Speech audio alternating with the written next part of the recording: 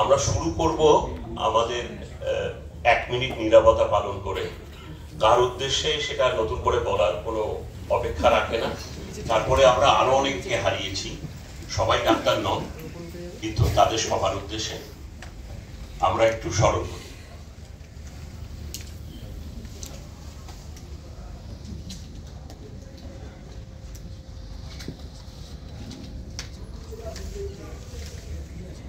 হলের কর্তৃপক্ষ বারবার বলে দিয়েছে যেন পাশে যেন কেউ দাঁড়িয়ে না থাকে, দয়া করে একটু আসন গ্রহণ করুন এক ভলেন্টিয়ার ছাড়া।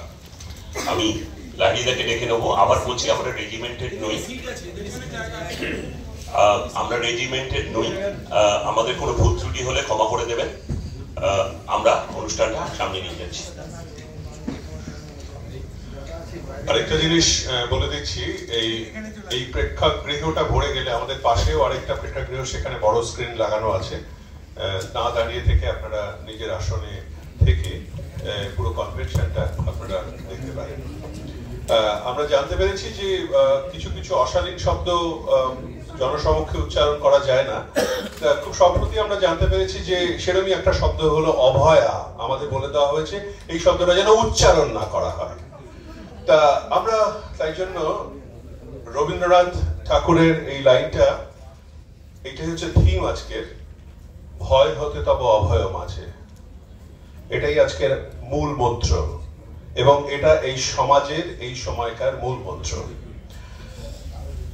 রবীন্দ্রনাথের কথায় আশা করি রাষ্ট্রের কিছু বলার থাকবে না, আর যদি বলার থাকেই আমরা আরেকজন কবি নীরেন্দ্রনাথ চক্রবর্তী, যিনি রাজাকে উলঙ্গ বলতে পেরেছিলেন, তার একটা কবিতা দিয়েই আজকের এই অনুষ্ঠানটা আমরা শুরু করছি। কবিতাটা আপনারা শুনেছেন সকলেই। ভয় করলেই ভয়, চলো বেরিয়ে পড়ি। আকাশ এখন ক্রমেই আরো রেগে যাচ্ছে, যাক ভয় করলেই ভয়, নইলে কিছু না। রাস্তাময় ইটের টুকরো, বোতল ভাঙা কাঁচের গুঁড়ো ছড়িয়ে আছে, থাক যার যা ইচ্ছে করুক, ভয় করলেই ভয়, নইলে কিছু না। একটু আধটু রক্ত হয়তো ঝরতে পারে, ঝরুক, ভয় করলেই ভয়, নইলে কিছু না।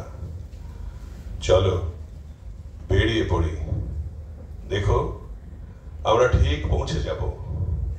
এসো যাই।